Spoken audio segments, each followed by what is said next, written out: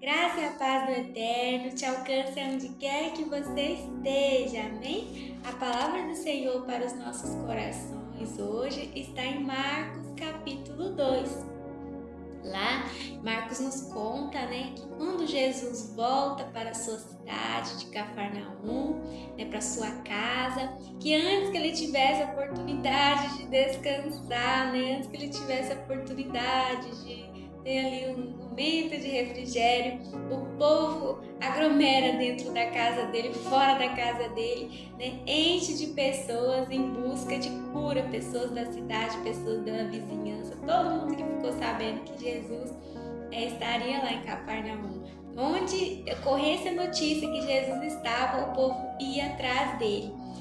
Tem até uma passagem que conta que Jesus tenta, ficar sozinho, porque ele queria orar, ele queria, ter um momento sozinho. E aí ele atravessa de uma cidade para outra, no rio, no mar. Mas aí os seguidores dele correm pela estrada e chegam primeiro que ele lá onde ele queria ir, E ele nem tem chance, coitado, de descansar. Então a vida de Jesus era assim mesmo, E aí o povo vai atrás dele, lá na casa dele, atrás de cura. Eles também gostavam muito de ouvir Jesus falar sobre a palavra, porque ele falava com autoridade, ele não falava como os mestres da lei costumavam falar, Eles também gostavam de ouvir a palavra do Senhor, mas eles iam muito, na maioria das vezes, atrás de cura, De ver o que Jesus ia fazer, Sempre nesse sentido assim. E aí, naquela época, o amor, ele era mais ou menos como hoje, ou talvez até pior do que é hoje, Era muito escasso, o amor era muito escasso, o amor e a misericórdia, E essa frieza, ela não estava presente só naquelas pessoas assim mais distantes do Senhor. Ela estava presente nas pessoas que seguiam a Deus e seguiam o próprio Jesus, Os próprios discípulos de Jesus que seguiam ele.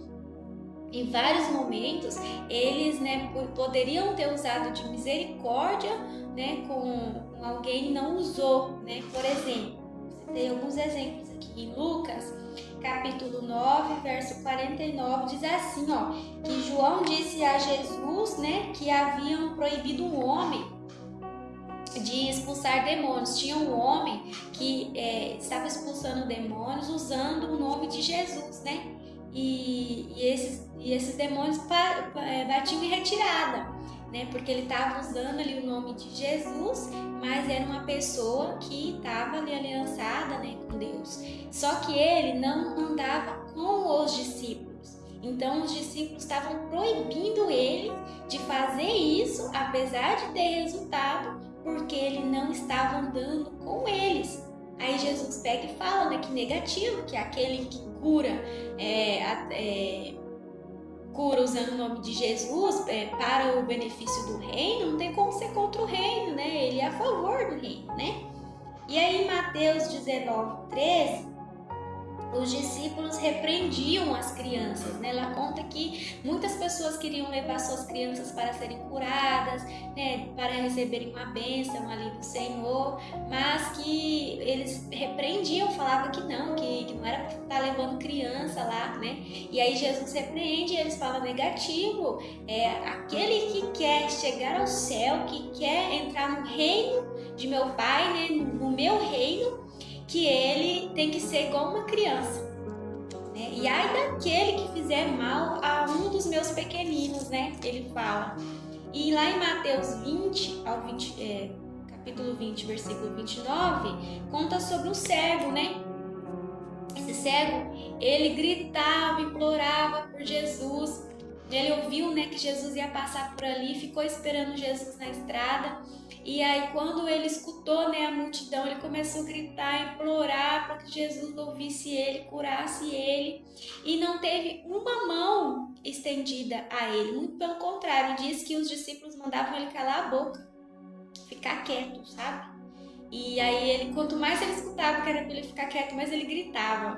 Aí Jesus pega e vai lá e cura ele, né? Vê ele, cura ele. E Jesus era assim, Jesus é amor, né? Então o ato de amor e misericórdia era muito raro. E isso também se estendia aos próprios sacerdotes, os mestres da lei, né? O que seria mais ou menos hoje os nossos pastores, por exemplo, né? Os bispos, que seria essas pessoas assim que cuidam da vida espiritual da igreja, né, dos membros da igreja. Essas pessoas eram quem cuidava da vida espiritual do povo, né, de Israel. Ensinava eles a palavra do Senhor, né, e guiava eles, fazia as orações, sacrifícios e tudo mais, né, de perdão e tal. E Deus, Jesus muitas vezes repreendia eles, né, falava assim que eles tudo que eles faziam para serem vistos e não por amor, e que eles extorquiam a todos, inclusive as viúvas, que eram as mais pobres, né? E também que eles davam fardos, né, para o povo carregar, que nem eles davam conta.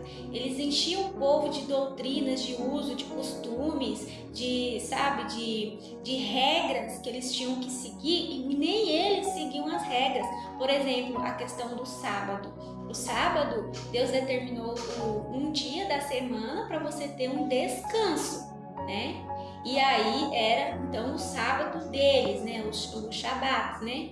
E aí, nesse dia, Deus falou: eu não quero que vocês façam nada, é o dia de descanso. Eu descansei, eu sigo o meu exemplo. Eu descansei, vocês também têm que ter descanso. Então, vocês vão ter um dia para descanso onde vocês não vão fazer nada. Porém, eles não seguiam isso. De acordo com o interesse deles, eles faziam o que eles bem entendiam naquele dia, né? Apesar de Deus falar, não é para fazer, e eles faziam, né? Então, eles desrespeitavam e assim, eles não faziam nada por amor, apesar de que eles tinham que ser o maior exemplo de amor, né? E aí nessa passagem, né, Deus fica surpreso com o ato de amor daqueles amigos, né? A misericórdia que eles tiveram com seu amigo de chegar lá, ver que não tinha como passar com ele por dentro da casa, que não tem problema, nós abrimos um espaço no teto, mas que nós vai levar você para ser curada, a gente vai. E eles usam esse ato de amor tão lindo, tão grande, né? E Jesus fica impressionado com isso, cura, né? E na hora da cura ele fala: os seus pecados estão perdoados. Aí fica todo mundo revoltado, né? Porque que ele estava perdoando pecados, porque só Deus poderia perdoar pecados, né? Mas na verdade que Jesus é Deus, né? Então ele podia fazer o que ele bem quisesse, né? E aí ele perdoa, né, o pecado dele e manda ele para casa, fala assim: pega a sua maca agora e vai para tua casa, né? Então assim, o que ele estava querendo dizer ali: pega a sua maca, vá para casa e lembre-se por que você foi parar nessa maca, né? Porque há pecado, há enfermidades que elas vêm de pecado, né? O pecado traz doença, traz enfermidade, traz ruína, traz maldição, né? Por isso que o Senhor sempre nos fala para não pecarmos. E muitas vezes esse pecado traz ruína para nós e ruína para o próximo, né? Por exemplo, de pecado, né? A falta de perdão. Hoje é comprovado que a falta de perdão gera doenças emocionais nas pessoas, como, por exemplo, a fibromialgia. A fibromialgia é comprovadamente uma doença emocional. O câncer é comprovadamente uma doença, né? Em sua maioria emocional. Então, é por isso que Deus nos pede, né? Porque há pecados que geram enfermidades em nós, né? Maldições em nós, e Deus, como quer que nós tenhamos uma vida de excelência, nos pede para não pecarmos, né? E aí ele fala: volta para sua casa, lembre o que te fez ir parar dentro em cima dessa cama enfermo, né? E não peques mais. Amém? Que você fique com essa reflexão no seu coração neste dia, em nome de Jesus. O Eterno te ama.